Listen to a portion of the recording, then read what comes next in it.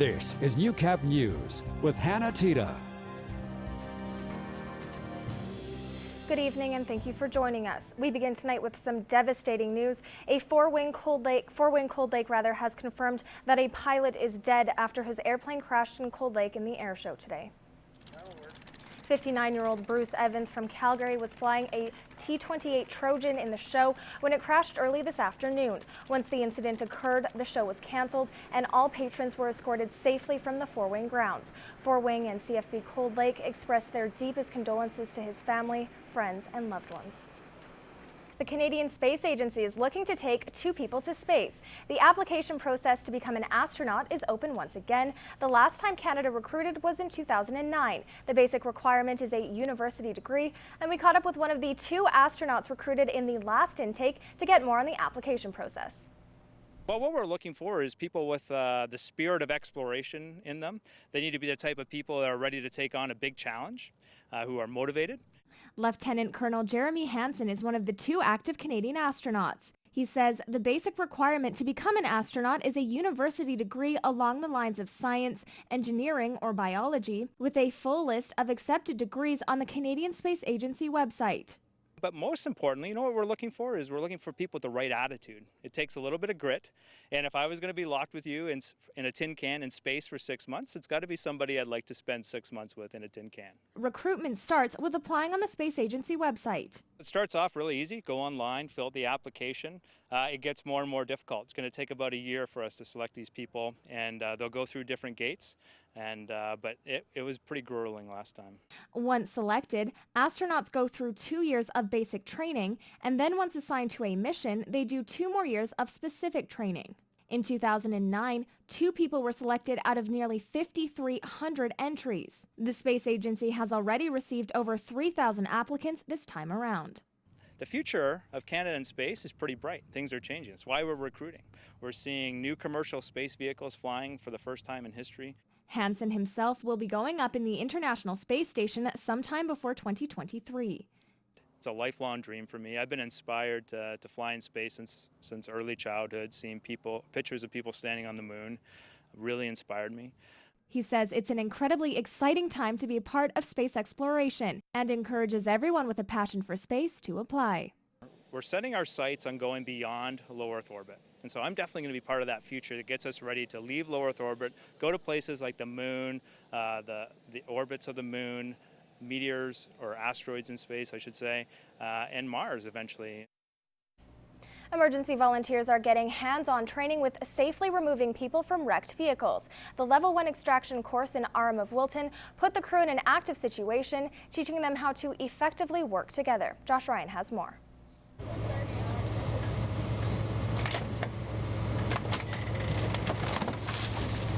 Training can only do so much compared to experiencing the real thing, especially in emergency situations. That's why Legacy Regional Emergency Services has gone to great lengths in making the Level 1 extrication course as realistic as possible.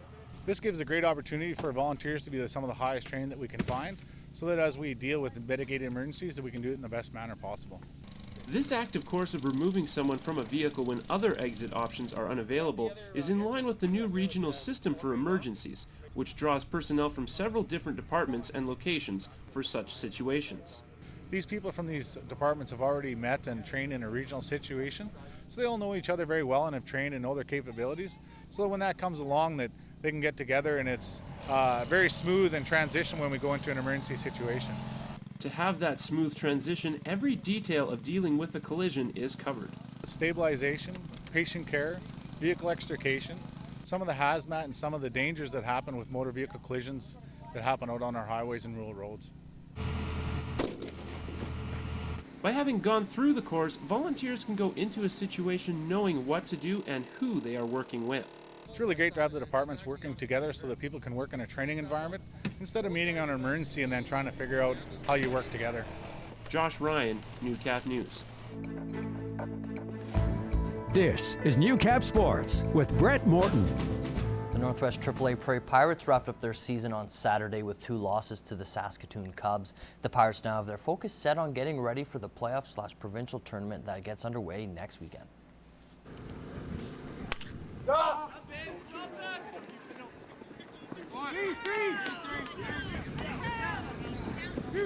Overall, the season was pretty good. I think we'll come out playing around 500, maybe a little less.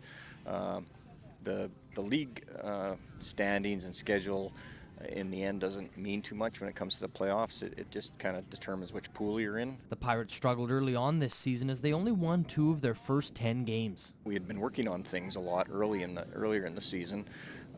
Some of these guys had not played a lot of AAA ball, so they needed 7, 8, 9, 10, 12 games to kind of get a feel for it. The team had a lot of new players to AAA baseball, also had more players join later in the year from the Badlands Academy.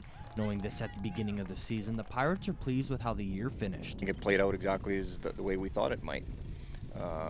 We thought maybe we'd get a few more wins towards the end of the season, but it isn't really what we're after. We're more making sure that everybody's prepped and ready to play, so that anybody can go in at any time and can do the job. Heading into provincials, the Pirates will be taken lightly by other teams, but the club knows they need to worry about themselves. Make sure that that the arms are all ready to go, that the pitchers are rested.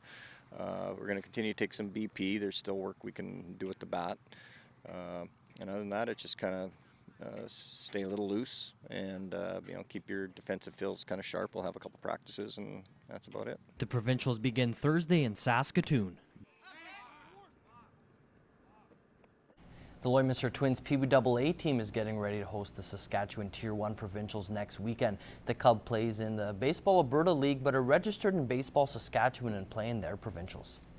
Really, it's just proximity. I mean, we're so close to so many different teams in the Alberta League. We could play in a league in Saskatoon, but then we're traveling 2 hours every time, whereas sometimes here we're only traveling 45 minutes or what have you. So it's good in that, and then they do 3 rounds, so each round they re-tier you, so you end up playing against teams of your caliber. So in that sense, it's a lot of games with not as much travel as if we played, in a league in Saskatoon or something.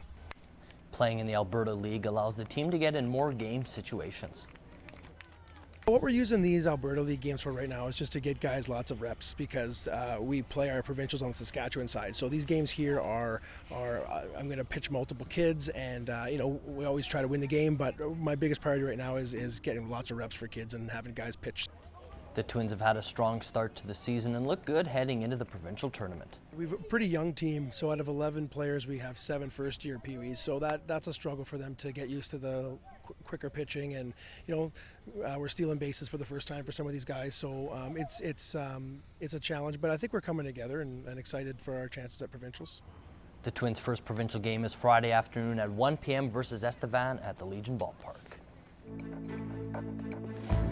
Here is Newcap weather.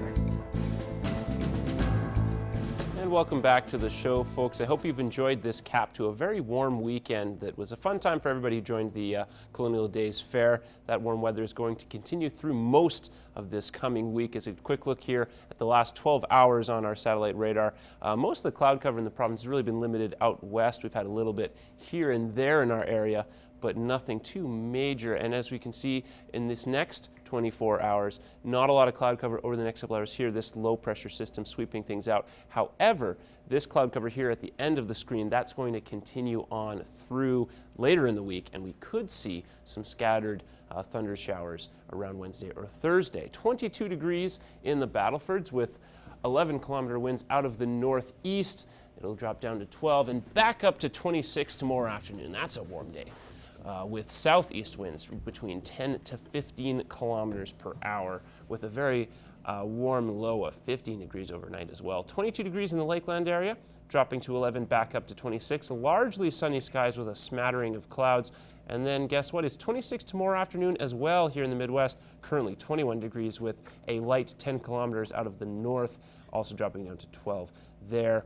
And as we get into our 7-day forecast, a low of 14 Monday evening, before jumping back up to 25 degrees Tuesday afternoon. The chance of showers early on Tuesdays around 2, 3 in the morning.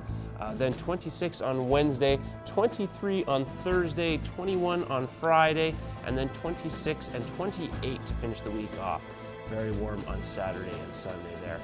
Largely west-southwest winds throughout the week between 15 to 25 kilometers per hour, and the lows right around the average for this time of the year.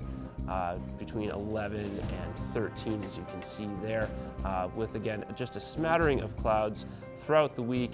That has been your first look at your 7-day forecast.